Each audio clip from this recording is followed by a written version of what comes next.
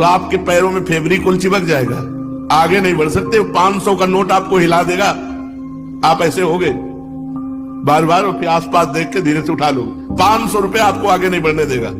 अगर 10-20 नोट 500 के पड़े हो और आसपास कोई हो ना, और आपको फिर उनको क्रॉस करना हो, निकल जाना हो वहां से, फिर आपकी परीक्षा होगी कि आप कितने बहादुर हो, कि आप उनको रौंदते हुए निकल जाओ। उनका कोई महत्व ना हो, जैसे रद्दी कागज ऐसे तुम्हें, लेकिन ऐसा नहीं होगा। अगर एक कदम चलोगे, पीछे 500 का नोट है, आगे 2-4 नोट पड़े हैं, तो आसपास पहले दृष्टि जाएगी, कोई देख तो नहीं रहा है, फिर धीरे से उठा लेंगे। भले हम वो कहीं दान पेटी में डाल दें, लेकिन उठा जरूर लेंगे। क्यों उठा लिए? क्योंकि महत्व है, धन में महत्व है, भोगों में महत्व है। तो ये कहने की बात अलग है कि अरे भाई हमें स्वर्ग के सुख नहीं चाहिए, हमें मोक्ष नहीं चाहिए, हमें प्रेम चाहिए।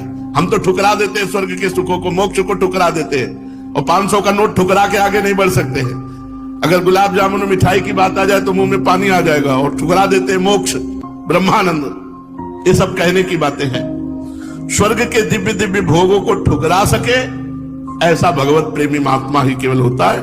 नहीं, एक अप्सरा उतर आती है तो बड़े बड़े ऋषि मुनि जो है ना भ्रष्ट हो जाते हैं, अपनी स्थिति से गिर जाते हैं। और मोक्ष सुख तो बहुत बड़ा सुख है, भगवान के प्रेमी जन उसे ठुकरा देते हैं।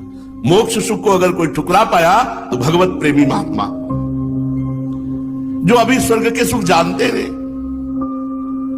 अब जैसे पहले ऋषि मुनियों के पास जो है अप्सराएं आया करती थी, बोले अमुक ऋषि के पास, जैसे विश्वामित्र जी के पास बोले मेनका जी आई, उनके पास अमुक आई। अब नहीं आती है, जरूरत है नहीं। वो तो जो समस्त इंद्रियों पर विजय प्राप्त करके मृत्यु लोक के समस्त भोग प्रणाली को रौंद दिया और हेरा नहीं उनकी तरफ, तब दिव्य लोकों की अप्सराएं उनके सामने आती है। यहां दिव्य आने की जरूरत नहीं। तो स्वर्ग के सुख तो तब उतरे ना जब मर्त्य लोक के सुखों का